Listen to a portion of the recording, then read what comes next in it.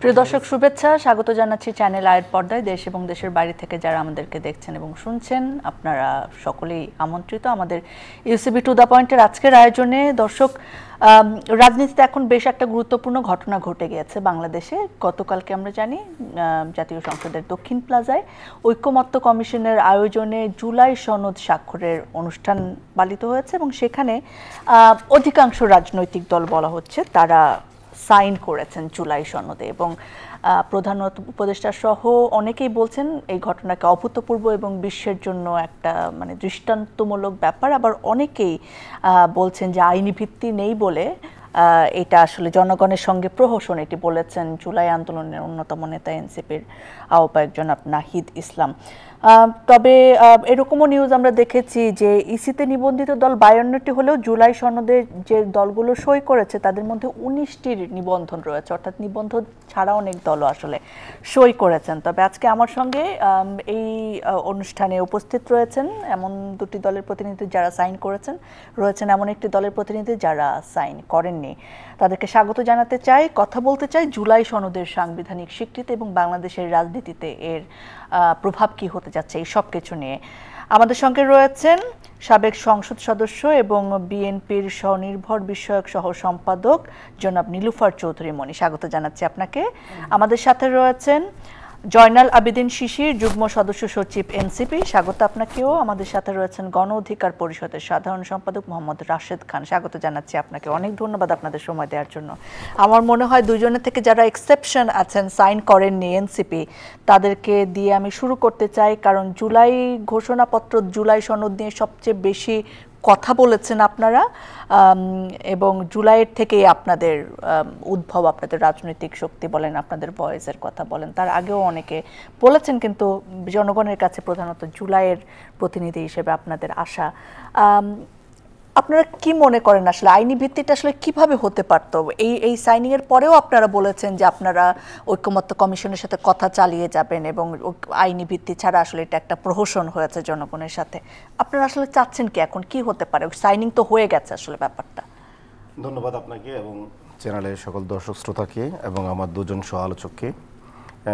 আসলে যদি একদম শুরু থেকে বলতে যাই, আসলে দেখেন জুলাই পরবর্তী বাংলাদেশের যে বিদ্যমান পলিটিক্যাল পার্টিগুলো রয়েছে তারা শুরু থেকেই শুধুমাত্র একটি নির্বাচন দাবি করে আসছিল এবং তারা অনেকে বলে আসছিল 3 মাসের মধ্যে নির্বাচন দিয়ে দেওয়া হোক। এবং আমরা যারা জুলাই আন্দোলন করেছি, রক্ত দিয়েছি এবং দেশবাসী যারা আরও অনেকে রাজনীতি করেন না, এই সমস্ত মানুষের প্রতিনিধি হিসেবে আমরা শুরু থেকে বলে আসছি যে এটি শুধু একটি ক্ষমতা পরিবর্তনের জন্য আমরা জীবন দিই নাই, আন্দোলন করি নাই।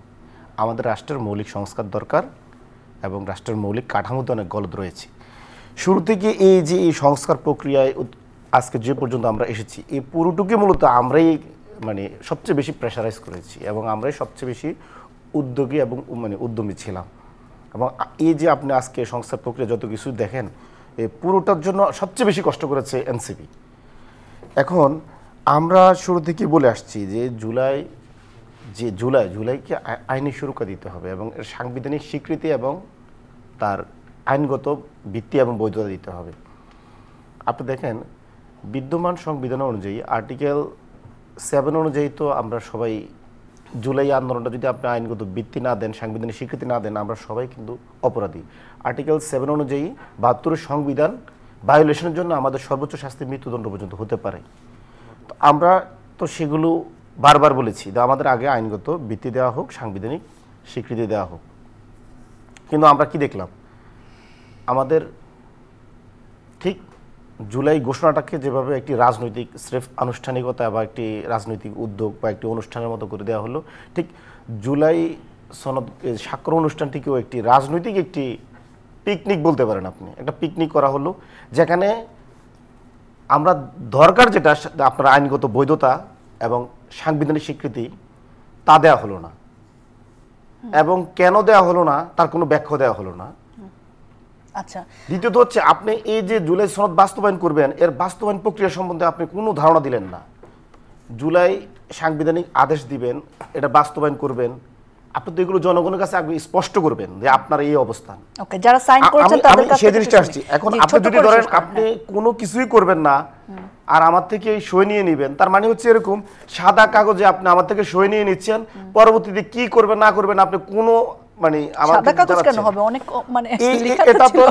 আইনগত ভিত্তি দিচ্ছে না এবং সাংবিধানিক স্বীকৃতি এখন পর্যন্ত দেয় নাই মানে এখন পর্যন্ত আমরা পাচ্ছি না, পাইনি। আচ্ছা, আমি একটু রাশিদ ভাইয়ের কাছে জানি যে তারা কেন আসলে মানে সাইনটা কি বুঝে করেছেন, মানে এই কথাগুলো তো তাদেরও হতে পারতো, কিন্তু আপনারা আসলে সাইন করেছেন এবং সাদা কাগজ বলেন বা রাজনৈতিক পিকনিক বলেন সেটার অংশ হিসেবে, মানে আপনি বলেন আপনি আসলে জুলাই ঘোষণাপত্রকে কিভাবে দেখছেন বা সনদ স্বাক্ষরকে কিভাবে দেখছেন? ধন্যবাদ, সবাইকে শুভেচ্ছা। যারা সংবিধান মানে না তারা আবার যখন বলে সাংবিধানিক স্বীকৃতি এবং বিশেষ সাংবিধানিক অর্ডার, এগুলো কেমন হয়ে গেল না?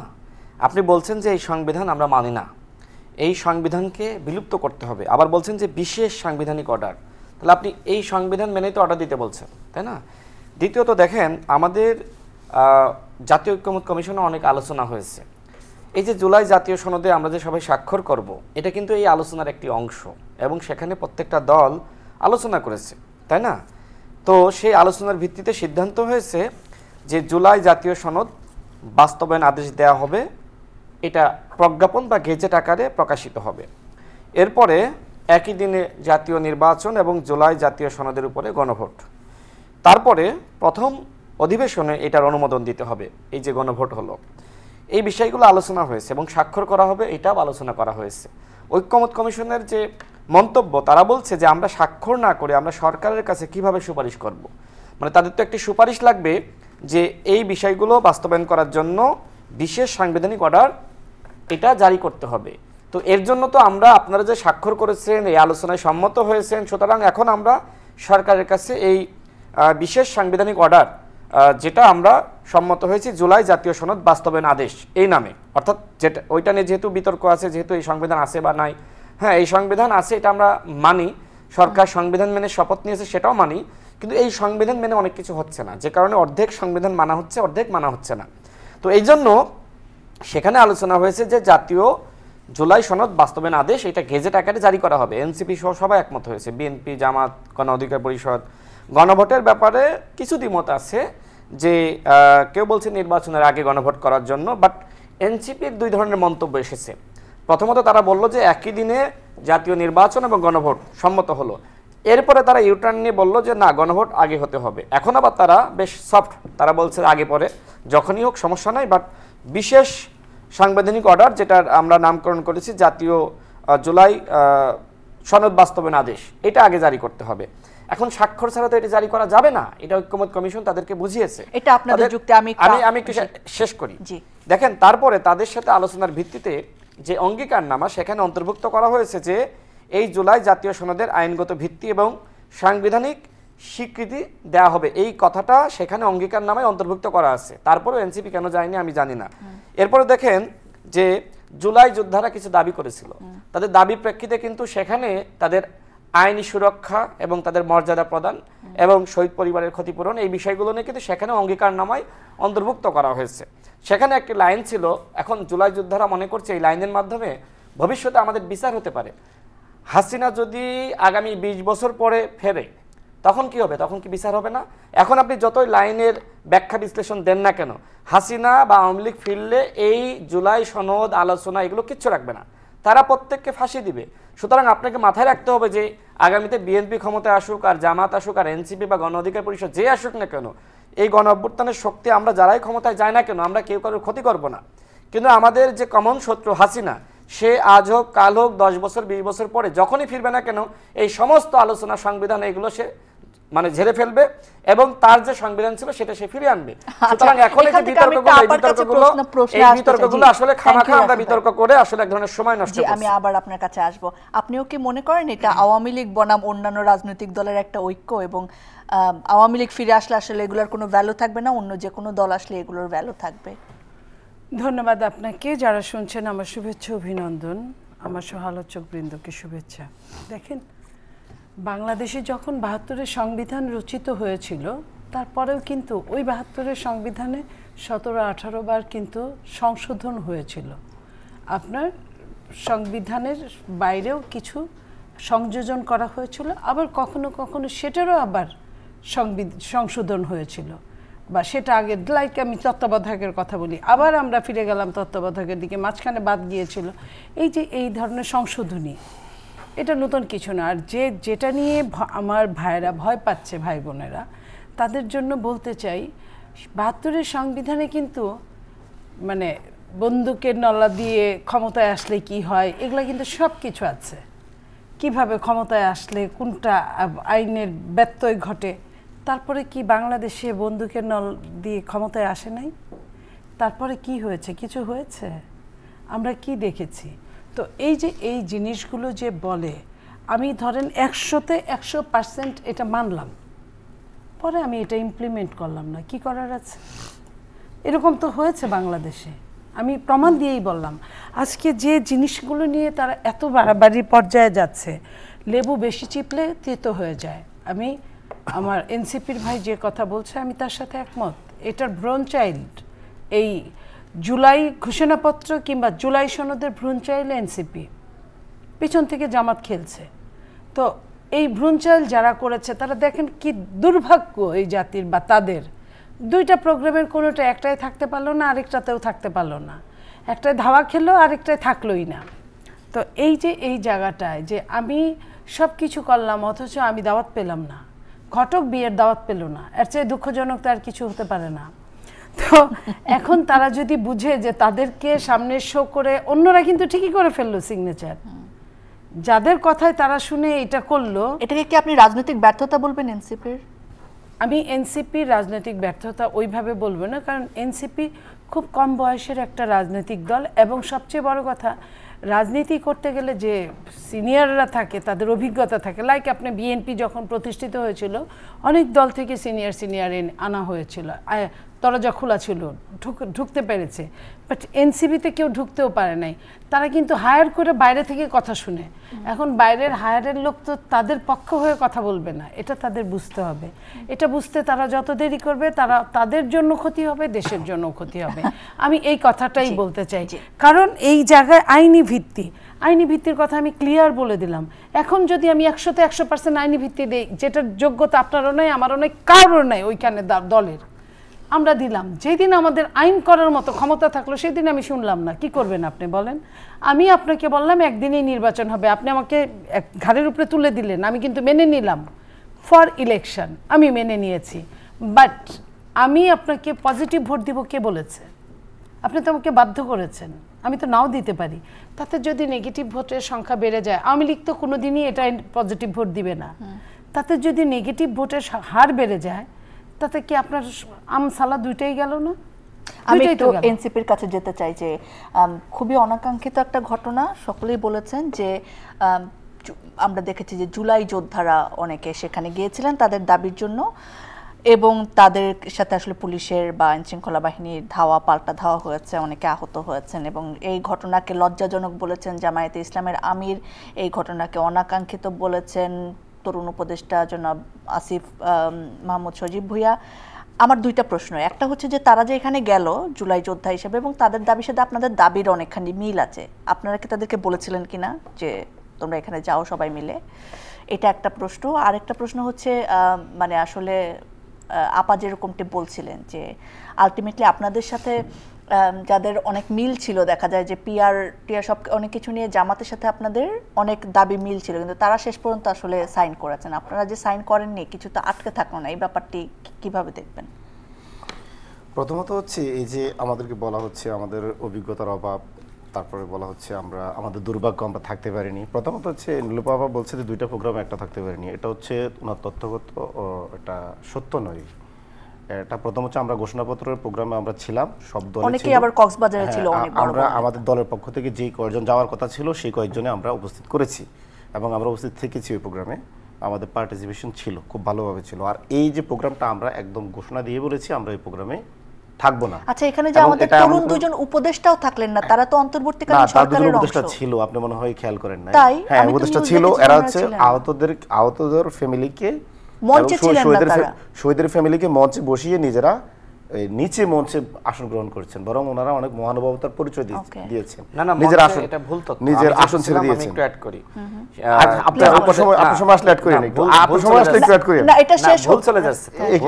আপনি যত সময় বলবেন ভুলের উপর বলবেন, এজন্য আমি শুনি না এই জায়গাটা একটু খালি ঠিক তথ্যটা শুনি উনি ছিলেন তো। তারা প্রোগ্রামে ছিলেন। তারা দুজন উপদেষ্টা মঞ্চে মূলত প্রধান উপদেষ্টা, ঐক্যমত কমিশনের সদস্যবৃন্দ এবং যারা আসলে গণ অভ্যুত্থানের নেতৃবৃন্দ মানে রাজনৈতিক দলে তারা ছিলেন। আর উপদেষ্টারা তাদের জন্য অতিথিদের আলাদা আসন ছিল, সেখানে আসিফ মাহমুদ সজীব ভুঁইয়া এবং মাহফুজ আলম তারা উপস্থিত হয়েছিলেন অল্প সময়ের জন্য, অল্প সময়ের জন্য। এরপরে চলে গেছে। প্রধান উপদেষ্টা যখন আসেন, জাস্ট মঞ্চে যখন বসেন, তখন আবার তারা বিদায় নেন। কি কারণে আমি জানি না, বাট তারা উপস্থিত হয়েছিল। ওকে, দুইটাই হাফ হাফ। ওকে, ঠিক আছে। জি, প্রথমত হচ্ছে আমি আপনার বলি, উনি যে জিনিসটা বলেন, উনি সবসময় এভাবে বলেন যে এনসিপি বা ওই দুজন উপদেষ্টা মানে সবচেয়ে খারাপ, আপনি জিজ্ঞেস করেন। আর উনি আর বাকি সব উপস্থাপক মানে উপদেষ্টারা আর রাজনীতিবিদরা হচ্ছে ফেরেস্তা, এবং উনি নিজেও ফেরেস্তা। এটা ওনার সবসময় বলা থাকে স্ট্রাইক। যদিও আমরা ওনাকে উনি বলে একটা দলের প্রতিনিধিত্ব করে, আমরা মনে করি সমমনা বিএনপি মানে বিএনপি নেতারই, সমমনা দলের বিএনপি নেতা। এটা আমরা এইভাবে আপনি কোন দলের নেতা? হ্যাঁ, তো আমি বলেন আপনি এনসিপির নেতা? আমরা যেটা বলতেছিলাম যে আপনার হচ্ছে যে কয়টা দল চেঞ্জ করে এখানে আসছে, না তাকে শেষ করতে হবে। সে আমাকে কেন বলল? জুলাই তাকে সরি বলতে হবে, নেভার তাকে সরি বলতে হবে। জুলাই যে কয়টা দল চেঞ্জ করে আসছে, আমি বাংলাদেশের আইন অনুযায়ী যদি কোনো দল চেঞ্জ করার প্রয়োজন হয়, আপনি বলেন কয়টা দল চেঞ্জ করে আসছেন? আপনি কয়টা দল চেঞ্জ করে আসছেন? আমি তো দল তৈরি করেছি। কি বলছেন? আমি জানি আপনি অনেক দল চেঞ্জ করে আসছেন। কোন দল চেঞ্জ করে আসছেন? আপনি তো এইখানে আপনি অসত্য বলছেন। আপনি অবশ্যই আপনার দল চেঞ্জ করে আসছেন। কোন দল চেঞ্জ করে আসছেন? আপনি নিজে শিখে আপনার হাসি বলতেছে, আপনি অসত্য কথা বলছেন। বলেন আমি কোন দল চেঞ্জ করে? আপনি বলেন না। আমার বয়সই অল্প। আপনি নিশ্চিত আপনি ক্যাম্পাস লাইফে কোন রাজনীতি করতেন? আমি কোন রাজনীতি করি না। আপনি রাজনীতি করতেন? আমি কনফিডেন্স দিয়ে বলতেছি, আমি দায় নিয়ে বলতেছি, আপনি রাজনীতি করতেন। আপনি রাজনীতি করতেন, আমি টকশোতে তো আপনার সাথে আমি আসি নাই, কারণ আপনি তো আমার যোগ্যতার ধারে কাছে। আমি আপনার যোগ্য না, সেটা ঠিক আছে, কিন্তু আপনি অনেক যোগ্য। আমি জানলে তো আপনি অনেক যোগ্য, এবং আপনি এসে তো বিব্রতকর কথা বলছেন। আপনি এগুলো কি? আমি কয়টা দল চেঞ্জ করে আসছি? আপনি ক্যাম্পাস লাইফে কোন রাজনীতি করতেন? আপনার কাছে যদি অভিযোগ থাকে আপনি সৃষ্টি করেছেন। আমি কথা কি আপনার আমি আপনার কথা ফ্লোর হিসেবে কথা বলিনি। আপনি আমার ফ্লোর হিসেবে কথা বলেছেন। সমমনা বিএনপি নেতা মানে কি? আপনি হ্যাঁ, আপনি তো সমমনা বিএনপি নেতা। আপনি এনসিপিতে গিয়েছেন, আপনি কিভাবে গিয়েছেন? আপনি কয়েকটা দল ভেঙে তারপরে এনসিপিতে গিয়েছেন। আপনাদের কাজই তো এখন তো এনসিপি শেষ করার জন্য সেখানে গিয়েছেন। এনসিপি তো ক্ষতি আপনারাই করতেছেন। আপনারা যার যার সময় বক্তব্য দেন, তাহলে আমি শোটা কন্টিনিউ করতে পারবো। টেলিভিশনের লাইসেন্স নিচ্ছেন, আপনারা গিয়ে সাংবাদিক পত্রিকা অফিস দখল করছেন। আপনি জনগণের দখল করেছেন কেন বলেন?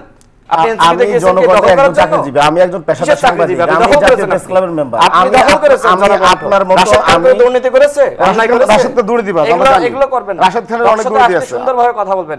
আপনি আমার সমালোচনা করেন, কিন্তু আপনি কি বললেন? আপনি আমার কথা বলছেন, আমি আপনার যোগ্য না। আপনি বিএনপি যোগ্যতা সে আছে, আপনার কি যোগ্যতা আছে? আপনি একটা পত্রিকা অফিস দখল করেছেন। আপনি কিভাবে প্ল্যানিং এডিটর হলেন? প্ল্যানিং এডিটর কিভাবে হলেন জনগণকে বলেন? সাংবাদিকতা করি। কিভাবে 10 বছর সাংবাদিকতা করেন? আমি জার্নালিজম ডিপার্টমেন্টের স্টুডেন্ট। প্ল্যানিং এডিটর হয়ে গেছেন। আমার ব্যাকগ্রাউন্ড জার্নালিজম। আমি একজন মাঠের সাংবাদিক। আপনার নাম জানলে তো টকশোতে আসতাম না।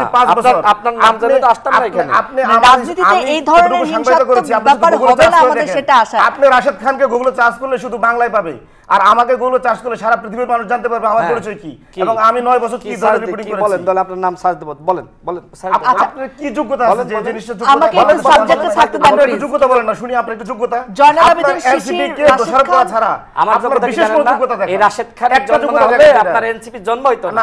আমরা 18 সালে কোটা আন্দোলন সফল করেছি বলে আপনার জন্ম হইছে। কই থেকে আসছে? কোটা আন্দোলন শুধু আপনি একা করেন নাই, আমি আন্দোলনের সমন্বয় ছিলাম। ঢাকার এসে মহাসড়ক অধিকার পরিষদে রাজনীতি করেছেন না? আপনি ঢাকার এসে মহাসড়ক অবরোধ করে আসছেন। অধিকার পরিষদে রাজনীতি করেছেন। ঢাকা ইউনিভার্সিটি থেকে আন্দোলন করেছেন, আমি জাহাঙ্গীরনগর থেকে আন্দোলন করেছি। আজকে টকশোতে এই সব মানুষের সাথে আমাকে কেন বসাইছেন বলেন তো আপা?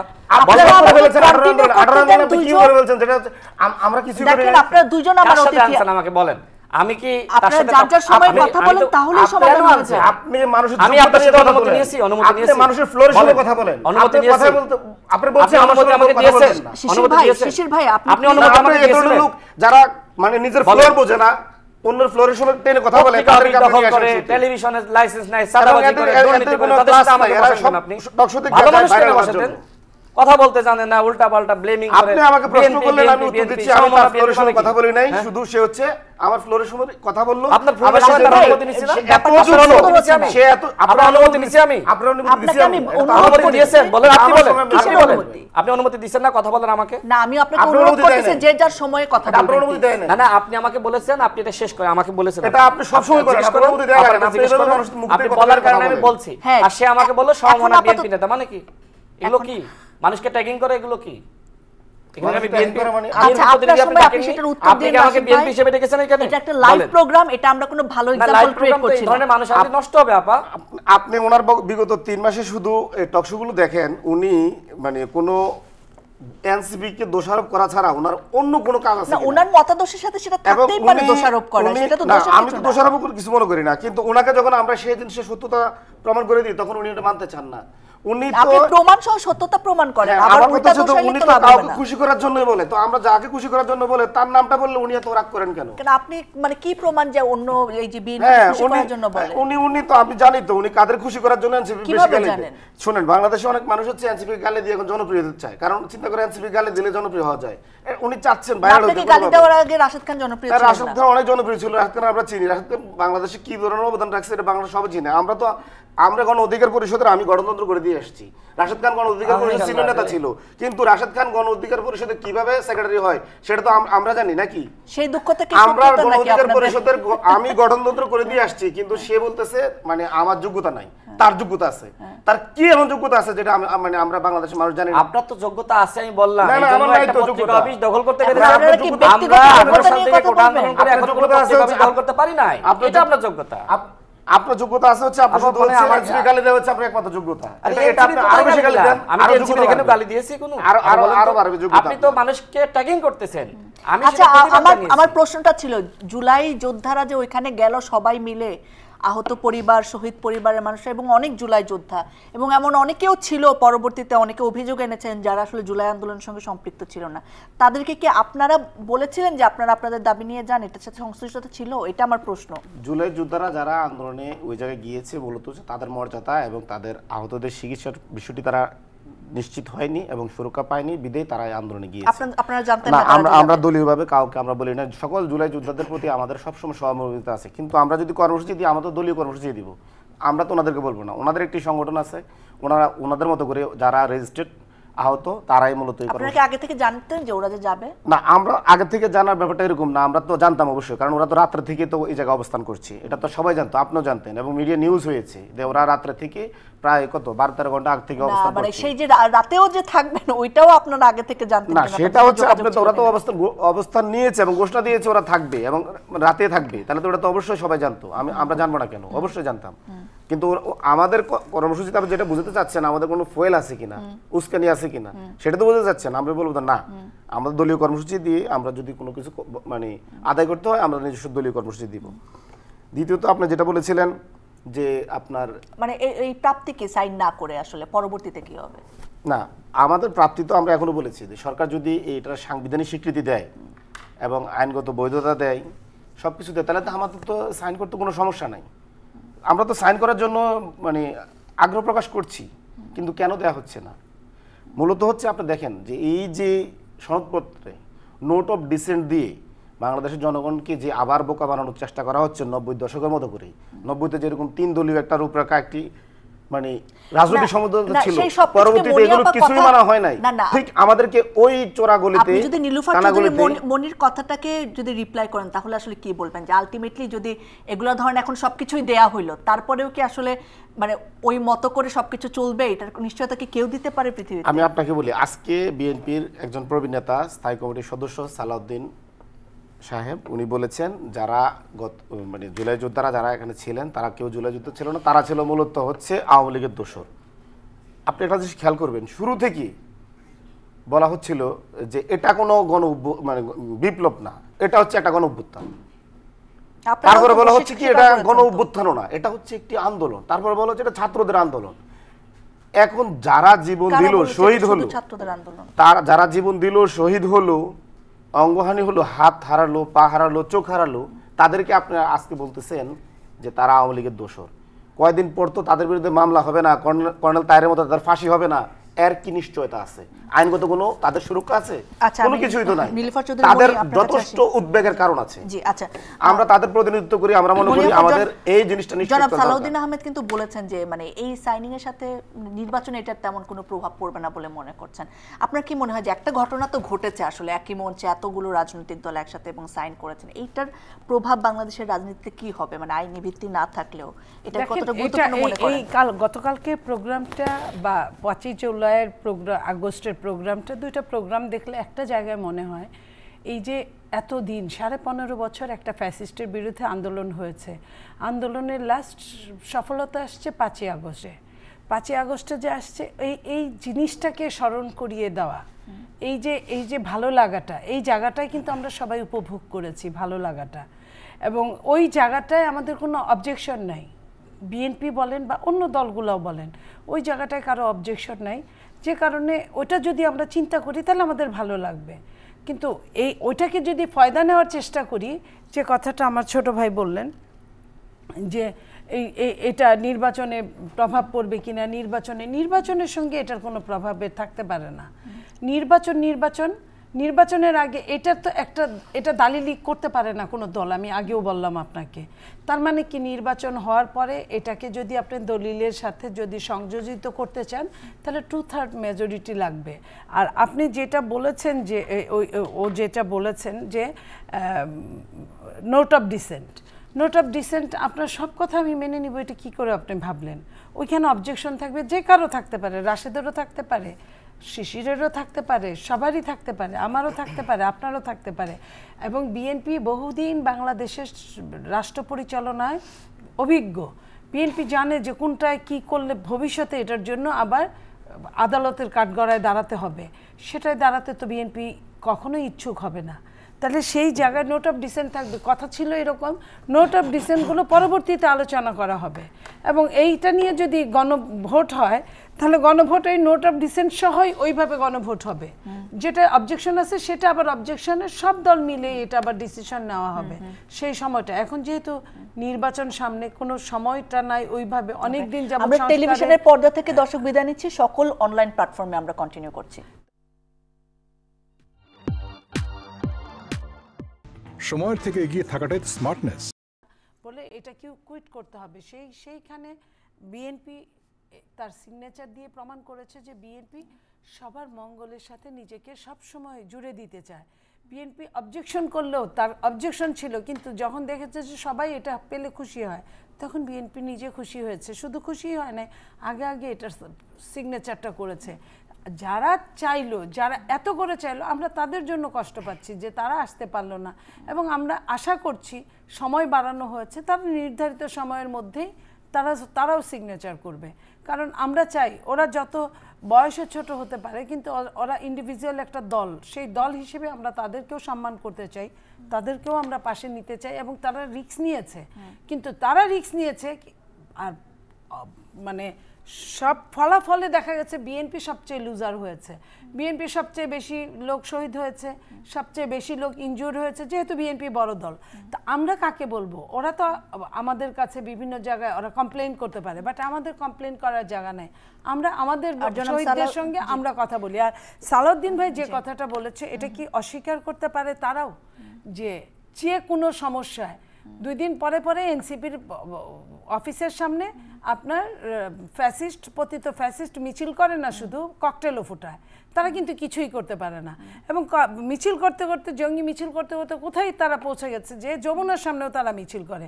তাই সেইখানে যে গতকালকে যারা গিয়েছে তারা বুকে হাত দিয়ে বলতে পারবে ওইখানে প্রত্যেকটা লোক জুলাই যোদ্ধা ছিল, ওর মধ্যে কেউ সন্ত্রাসী ছিল না।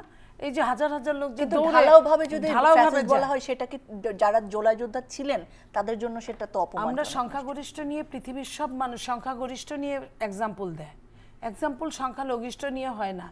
এখন জুলাই যোদ্ধারা যদি ওইখানে সংখ্যালঘিষ্ঠ হয়, গোয়েন্দা রিপোর্টও কিন্তু থাকে সেইখানে, যেটা সালাউদ্দিন ভাই একটা কথা বলেছে যে এইখানে সন্ত্রাসীদের এইখানে অভয়ারণ্য হতে পারে, এরকম হতে পারে। তো সেটাকে তো অবশ্যই বিবেচনা করতে হবে। আমি যদি বলি জুলাই যোদ্ধারা ওইখানে ওইভাবে যাবে কেন? জুলাই যোদ্ধারা একটা জায়গায় দাঁড়াবে, তারা তাদের প্রতিবাদ, তাদের প্লে কার্ড দেখাবে, প্রতিবাদ করবে, এবং প্রতিবাদের সাথে তারা একটা কন্ডিশন জুড়ে দিবে যে এই টাইমের মধ্যে যদি এটা না হয় আমরা এই আন্দোলন করব, ওই আন্দোলন করব। আন্দোলন তো গণতন্ত্রের একটা বিউটি। সো আন্দোলন করতে তো কোনো নিষেধ নাই, কিন্তু যখন আপনি প্রোগ্রাম শো করলেন তখন তার মানে কি কালকে এটা কি জুলাই যোদ্ধাদের জন্য, আমাদের জন্য, সে রাশেদদের জন্য, প্রত্যেকের জন্য কি এটা দুঃখজনক না? যে পুলিশকে আনতে হলো, পুলিশকে সেনাবাহিনীকে আনতে হলো, তারপরে তাদেরকে বের করে দিতে হলো, এটা কি জুলাই যোদ্ধাদের কি সম্মান থাকলো? অফকোর্স না। মোহাম্মদ রাশেদ খান, আপনি আসলে কি মনে করেন? আপনিও অন্যতম জুলাই যোদ্ধা, আপনারা সকলেই যার যার জায়গা থেকে এই আন্দোলনে অভ্যুত্থানে অংশ নিয়েছেন। আপনি তো মানে নিজে দেখেছেন আসলে আগের দিন রাত থেকে জুলাই যোদ্ধারা, তাদের পরিবারের সদস্যরা ছিলেন, তাদের দাবিগুলোকে আপনি আসলে কিভাবে দেখছেন, বা এটা কিভাবে মিটিগেট করা যেত বলে মনে করেন? ধন্যবাদ। দেখেন, আজকাল জুলাই যোদ্ধা নামটা মানে এমনভাবে ব্যবহার করা হচ্ছে, এই নামটার প্রতি আসলে মানুষের অশ্রদ্ধা তৈরি হচ্ছে। আমরা এর আগে দেখেছি কেন্দ্রীয় শহীদ মিনারে গণ অভ্যুত্থানের সরকারের বয়স যখন মোটামুটি 2 মাস, তখন আমাদের দলের সিনিয়র সহসভাপতি ফারুক হাসানের উপর হামলা চালিয়েছিল এই কথিত জুলাই যোদ্ধা নামে কয়েকজন সন্ত্রাসী, এবং তাদেরকে আবার যখন মামলা দিয়ে গ্রেপ্তার করানো হয়, এরপরে এনসিপির বর্তমান শীর্ষ নেতা সার্জিস মুহূর্তের মধ্যে তাদেরকে জামিন করিয়েছিল, এবং সেটি এনসিপির বর্তমান নেতা এখানে যে আছেন শিশির সাহেব তিনিও জানেন সার্জিস এই কাজটি করিয়েছেন। আবার সার্জিস এই জুলাই যোদ্ধা নামধারী সন্ত্রাসীদেরকে সেই অনুষ্ঠানে কেন পাঠিয়েছিল জানেন? সার্জিসের সাথে বিপ্লবী পরিষদ নামের একটি রাজনৈতিক দল, তাদের কিছুটা আসলে সমস্যা সৃষ্টি হয়েছিল। তো এই অনুষ্ঠান বানচাল করার জন্য সার্জিস সাহেব সেখানে এই জুলাই যোদ্ধা নামে কয়েকজনকে পাঠিয়েছিল। কি সমস্যা হয়েছিল? সমস্যা হলো যে সেখানে আসলে শহীদ পরিবারকে এবং যারা আহত যোদ্ধা তাদেরকে অতিথি করা হয়েছে। এখন ওই সময় তো এনসিপি গঠিত হয়নি, জাতীয় নাগরিক কমিটি সম্ভবত ছিল, তো তিনি সেই কমিটির নেতা ছিলেন। এখন এই যে বাংলাদেশে যে অভ্যুত্থান হয়েছে, বাংলাদেশে যারা আসলে আপনার জুলাই যোদ্ধা যারা শহীদ হয়েছে, তো ওই সময়কার জাতীয় নাগরিক কমিটি মনে করে সব তো আমাদেরকে দখলে রাখতে হবে, অন্য কোনো দল বা সংগঠন যদি এদেরকে কেন্দ্র করে কাজ করে, তো পরবর্তীতে আমরা যে এই জুলাইয়ের ঠিকাদার, এই ঠিকাদারই আমাদের একক নেতৃত্বে কর্তৃত্ব থাকবে না। যে কারণে তারা অন্য কেউ শহীদ পরিবার বা শহীদ পরিবারের অন্যান্য সদস্য বা আহত যোদ্ধাদের নিয়ে প্রোগ্রাম করুক, এটি তারা চায়নি। যে কারণে ওই বিপ্লবী পরিষদের প্রোগ্রামটা বানচাল করার জন্য এই জুলাই যোদ্ধা ওই কথিত হিল্লোল এবং শরীফদেরকে পাঠিয়েছিল। আমি তাদের কথা বলছি যারা জাতীয় চক্ষু বিজ্ঞান ইনস্টিটিউট দখল করে রেখে ফুটবল খেলতো, তামাশা করতো, ক্যান্টিনের ঠিকাদারি নিয়েছে। এই নিউজগুলো আপনি নিশ্চয়ই দেখেছেন, প্রথম আলো সহ বিভিন্ন পত্রিকায় এসেছে কিন্তু তাদের কর্মযোগ্য। তো এদেরকে আবার জামিন করালেন সার্জিস। ঠিক একইভাবে আজকে জাতীয় সংসদ ভবনে এই স্বাক্ষর অনুষ্ঠান বানচাল করার জন্য কারা তাদেরকে পাঠিয়েছে, আমি মনে করি সরকারের গোয়েন্দা সংস্থার উচিত এবং সরকারের উচিত এই বিষয়গুলো খোলাসা করা। আমি কিন্তু একটি তথ্য আপনাকে দিয়েছি যে ফারুক হাসানের উপর হামলা করার জন্য সার্জিস কিন্তু মানে মূলত ফারুক হাসানকে টার্গেট করে হামলা, বিষয়টা এরকম না, মূলত ওই প্রোগ্রামটা বানচাল করার জন্য। এখন বানচাল করার জন্য আসলে কি লাগবে? সেখানে কারোর উপর না কারোর উপর হামলা করা লাগবে। ফারুকের অপরাধ কি ছিল? ফারুক হাসানের অপরাধ ছিল তিনি অন্তর্বর্তীকালীন সরকারের সমালোচনা করছিলেন, যে সমালোচনা এখন এনসিপি নিজেও করছে, তাই না? তো এই সমালোচনা করার অপরাধে ফারুক হাসান যখন মঞ্চে উঠে মাত্র কথা বলা শুরু করেছে এবং ডক্টর মোহাম্মদ ইউনূস সরকারের সমালোচনা শুরু করছে যে সরকার এই কাজগুলো করে নাই, এগুলো পারে নাই, তখন ওই কথিত জুলাই যোদ্ধা নামধারী ওই সন্ত্রাসী হিল্লোল এবং শরীফরা গুন্ডা বাহিনী নিয়ে ফারুক হাসানের উপর আক্রমণ করে এবং তার কপালে আপনি নিশ্চয়ই দেখেছেন নিজেই উপদেষ্টা মণ্ডলীর মানে কথা বলেন ব্যর্থতা। আমি তো সেটাই বলতেছি যে ওই সময় জনাব সার্জিস সাহেব ওই প্রোগ্রাম বানচাল করার জন্য লোক পাঠিয়েছিল এবং সার্জিস নিজে অনুতপ্ত আমি মনে করি, কারণ তিনি ফারুকের সাথে দেখা করেছেন এবং এদেরকে জামিন করানোর জন্য অনেক চেষ্টা করেছেন। এমনকি ওই সময় আপনার মুগ্ধের ভাই স্নিগ্ধ যিনি জুলাই ফাউন্ডেশনের সিইও ছিল, তাকেও পাঠিয়েছিলেন আমাদের সভাপতি নুরুল হক নূরের কাছে এবং ফারুক হাসানের কাছে, এবং আমার সাথে কথা বলেছে যে এটা মিটমাট করতেছে। আমি বলেছি না, যারা সন্ত্রাসী তারা সন্ত্রাসী, জুলাই যোদ্ধা নাম দিক আর যে যোদ্ধা নাম দিক তারা সন্ত্রাসী, এদের বিচার হইতে হবে। আমরা অবাক হয়ে গেলাম দাবি, সেই দাবিগুলোকে তো আপনি যৌক্তিক মনে করেন কিনা? কাদের দাবি? তারা ফারুক হাসানের উপর কি দাবি নিয়ে হামলা চালিয়েছিল? ফারুক হাসান না, এই দাবির কথা বলছি। জি জি জি, জুলাই এখানে যারা দাবি করেছে, শুনেন, এই দাবিগুলো তো আমাদের দাবি। যারা জুলাইয়ে শহীদ হয়েছে তাদের ক্ষতিপূরণ দিতে হবে, আমরা বলি নাই? তাদের পরিবারকে ক্ষতিপূরণ দিতে হবে। যারা জুলাইয়ে শহীদ হয়েছে তাদেরকে রাষ্ট্রীয় সম্মান দিতে হবে, শ্রদ্ধা জানাতে হবে। যারা আহত হয়েছে তাদের পুনর্বাসন করতে হবে, চিকিৎসার ব্যবস্থা করতে হবে। কিন্তু এই আপনার যারা সেখানে গিয়েছে সংখ্যাটা কতজন? সংখ্যাটা 5 থেকে 700 জন। পুলিশের সাথে যখন কথা হয়েছে এবং ডক্টর আলী রিয়াজ স্যার যখন বক্তব্য দিয়েছে, সেখানকার অধিকাংশ কিন্তু চলে এসেছে এবং তারা খুশি হয়ে বা তাদের দাবি যেহেতু মানা হয়েছে, তারা কিন্তু সেখান থেকে চলে এসেছে। এরপরেও সেখানে প্রায় 100 খানেক ছিল। এখন প্রশ্ন হলো, আমি কিন্তু ওই 500-700 যারা সেখানে গিয়েছিল, তারা যখন আলী রিয়াজ স্যারের কথা শুনে চলে এসেছে, আমি তাদেরকে ধন্যবাদ জানাচ্ছি। কিন্তু ওই যে 100 খানেক ছিল যারা আসলে আসবে না, যারা অনুষ্ঠানটা বানচাল করতে চায়, তারা আসলে কারা? তারা কি জুলাই যোদ্ধা? তারা কি দাবি করেছে জুলাই যোদ্ধা? বরং আমরা শুনেছি যে অন্যান্য জুলাই যোদ্ধা তারা যারা চলে যাচ্ছে, তারা বলছে যে আমরা এটার সাথে জানি না, আমাদের দাবি পূরণ হয়ে গেছে, আমরা চলে যাচ্ছি। কিন্তু আমার প্রশ্ন হলো, এদেরকে কারা পাঠালো? যেখানে আমরা নিজেরা দেখছি যে সেখানে আসলে এই বিষয়টি নিয়ে জনাব সালাউদ্দিন আহমেদ তিনি ফেসবুকে পোস্ট করেছেন, তিনি একটি রাজনৈতিক দলের স্থায়ী কমিটির সদস্য। আমাদের পক্ষ থেকে আমরা বক্তব্য দিয়েছি যে এই দফাটা আসলে পরিবর্তন করা দরকার, কারণ এইটা আসলে ঠিক আছে, এটা যদি আপনি বিশ্লেষণ করেন ঠিক আছে, কিন্তু আসলে এটা স্বাভাবিকভাবে আসলে বোঝাটা কঠিন, কারণ এই ভাষা সবাই বুঝবে না। আমি একটু শেষ করি, লাইনটা মোটামুটি ঠিক আছে, কিন্তু এটা আরো বিশ্লেষণ করে ব্যাখ্যা সহিত লিখলে ভালো হতো। তো যাই হোক, সেটা তো পরিবর্তন হয়েছে। কিন্তু এখন আজকে জনাব সালাউদ্দিন আহমেদ যে বক্তব্য দিয়েছেন, সেটি নিয়ে এনসিপির আহ্বায়ক তিনি বলছেন ক্ষমা চাওয়ার জন্য। জনাব সালাউদ্দিন আহমেদ পরবর্তীতে ব্যাখ্যা দিয়েছেন। এখন এই যে আমি যে ফারুক হাসানের উপর যারা আক্রমণ করলো, আমি তো ওদেরকে বলেছিলাম ওরা জুলাই যোদ্ধা না, ওরা জুলাই সন্ত্রাস। তো সেই সময় আপনি কেন বললেন না যে আমাকে ক্ষমা চাইতে হবে? আমি এই জন্য বলতেছি, মনে আপনাকে এত গুরুত্ব দেয় না। না, গুরুত্ব দেওয়ার তো বিষয় না, বিষয়টা হলো অপরাধ করেছে, গুরুত্ব দেওয়ার তো বিষয় না। বিষয়টা হলো যে জনাব সার্জিস তাদেরকে পাঠিয়েছিল। আমি ওই সময় মিডিয়াতে চ্যালেঞ্জ করে বলেছিলাম যে এদেরকে বিচার করেন, এবং আমি নাম সহ বলেছিলাম যে এর সাথে সার্জিস সাহেব জড়িত। কিন্তু এখনো পর্যন্ত সেই ঘটনার কোনো তদন্ত কমিটি করে নাই। আমি অনুরোধ জানিয়েছিলাম একটি তদন্ত কমিটি গঠন করে। আমি সর্বশেষ বলি, দেখেন এই যে জুলাই জাতীয় সনদ নিয়ে যে স্বাক্ষর অনুষ্ঠান হলো, এইটাতে এনসিপি অবশ্যই তাদের যোগদান করা দরকার ছিল। প্রধান উপদেষ্টা নিজে নাহিদ ইসলামের সাথে বসেছেন। এই প্রধান উপদেষ্টা কে? তাকে তো আমরা নিয়োগ দিইনি। আমরা তো বলি নাই যে আমরা ডক্টর মোহাম্মদ ইউনূসকে গণঅভ্যুত্থানের পরে প্রধান উপদেষ্টা হিসেবে দেখতে চাই। নাহিদ ইসলাম নিজে তিনি চ্যানেল 24-এর অফিসে, যেখানে টকশো সম্ভবত একটা অনুষ্ঠান ছিল, সেই অনুষ্ঠান শুরু হওয়ার আগে বা পরে তিনি প্রধান উপদেষ্টাকে ফোন দিয়েছেন যে রাষ্ট্রপতিকে স্বপদে বহাল রেখে আপনাকে আমরা অন্তর্বর্তীকালীন সরকারের প্রধান হিসেবে চাই। এবং সেই কথোপকথন কিন্তু আপনার সামাজিক যোগাযোগ মাধ্যমে ভাইরাল হয়েছে, এটা আপনারাও শুনেছেন হয়তো। দেখেন, তাহলে এই রাষ্ট্রপতিকে বহালকে রাখলো নাহিদ ইসলাম, তাই না? তো আপনি যখন 6 মাস পরে এসে বলেন যে এই রাষ্ট্রপতি আমরা চাই না, তখন কি এই রাষ্ট্রপতি সরিয়ে দিলে কি দেশের? আমি এই প্রশ্নটা করি একটু জয়নাল আবেদীন শিশির আপনার কাছে, যে অনেক দেখেছি যে শুরুর দিকে যে আপনারা মানে প্রধান উপদেষ্টা স্বয়ং বলেছেন যে ছাত্ররা আমাদের বসিয়েছেন, এবং জনাব রাশেদ খান যে কথাগুলো বললো ওইগুলো তো আমরাও জানি আসলে সকলে, কিন্তু মানে এখন তো আপনারা অনেক মানে বিপক্ষে কথা বলছেন বা উপদেষ্টা মণ্ডলীর সেফ এক্সিট নিয়ে কথা বলছেন, অনেকে তাদের দুর্নীতি, তাদের অদক্ষতার কথা বলছেন। তাদের সাথে কি আপনাদের মানে সম্পর্ক কোনো কারণে খারাপ হলো? ধন্যবাদ আপনাকে। শুরুতে আমার প্রিয় যোগ্য ভাই যে জিনিসটি বললেন যে আমাদের দলের নেতা সার্জিস আলম যে ওনাদের নেতাকে মানে জুলাই সন্ত্রাসীদের দিয়ে হামলা করিয়েছে, আসলে দেখেন ওই হামলার জন্য সবার আগে যদি কেউ নিন্দা জানায় সেটা হচ্ছে আমি মনে জানাইছিলাম, কারণ আমি ওই লাইভ দেখতেছিলাম যে হামলাটা হচ্ছে।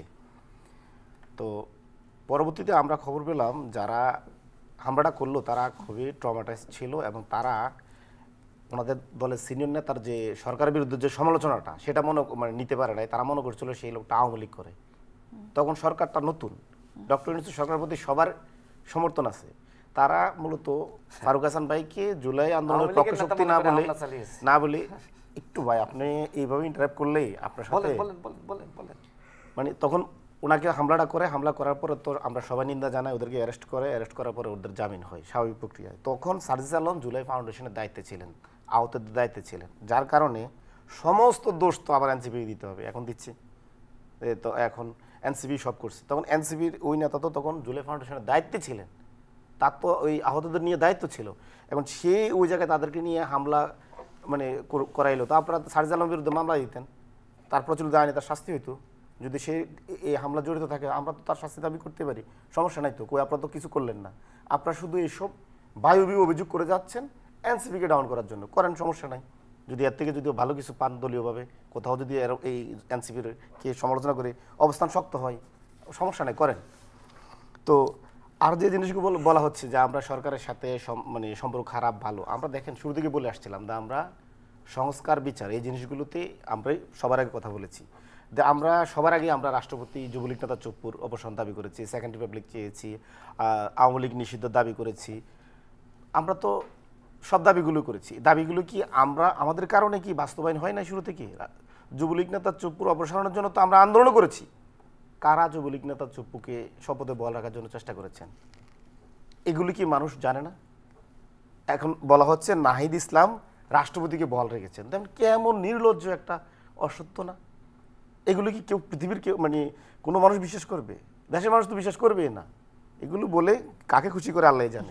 আবার আপনাকে দিয়ে শেষ করব আমি যে জুলাই সনদের সাংবিধানিক স্বীকৃতি আপনিও বলছিলেন যে এখন যদি হয় এই সরকারের আসলে এটা দেয়ার এখতিয়ারের মধ্যে পড়ে কিনা এটা নিয়ে প্রশ্ন। যদি বিএনপি সরকার গঠন করতে পারে, বিএনপিকে আসলে এটার আইনি ভিত্তি দেয়া বা সাংবিধানিক স্বীকৃতি দেওয়ার কথা ভাববে কিনা কি দেখেন, বিএনপি নিজে এই আন্দোলনে ছিল, বিএনপির সবচেয়ে বেশি অবদান এই আন্দোলনে আছে। ছাত্ররা সামনের কাতারে ছিল, বিএনপির নামটাকে গোপন করেছিল, কারণ নামটা জানাজানি হলে আন্দোলন অন্য খাতে প্রবাহিত হতে পারত। তো যেহেতু বিএনপি নিজেই এই আন্দোলনের সবখানেই ছিল, সেহেতু বিএনপির নিজেরও আন্দোলন, আমরা তাই মনে করি। এবং যেহেতু আমাদের নিজের আন্দোলন, কার নাম হলো কার হলো না এটা নিয়ে আমাদের নেতা, আপনি জানেন যে তারেক রহমান সাহেব কিন্তু তার সাক্ষাৎকারটাতে বিবিসি বলেছেন, এই নিয়ে আমাদের কোনো মাথা ব্যথা নাই। আমাদের টার্গেট যেটা ছিল সেটার পতন হয়েছে, আমরা এতেই খুশি। তো সেইখানে আপনার বিএনপি যদি আল্লাহ রহমতে আপনাদের জনগণের ম্যান্ডেট নিয়ে যদি রাষ্ট্র পরিচালনায় আসতে পারে, অবশ্যই একটা সম্মানের জায়গা, যেটা তিন জোটের রূপরেখা যেটা ব্যর্থ হয়েছিল সেই রকম হোক, আমরা এটা চাই না, বিএনপি এটা চায় না। এই কারণে তিন জোটের রূপরেখাটার ওইখানে একটা ব্যাপার ছিল যে পরবর্তীতে কেউ আর ওইটা নিয়ে অত বেশি মানে হলো না কেন, দিল না কেন, কারণ আওয়ামী লীগ বিএনপি এরাই তো মাঠে ছিল, ওরকম নিয়ে বলা হয় নাই।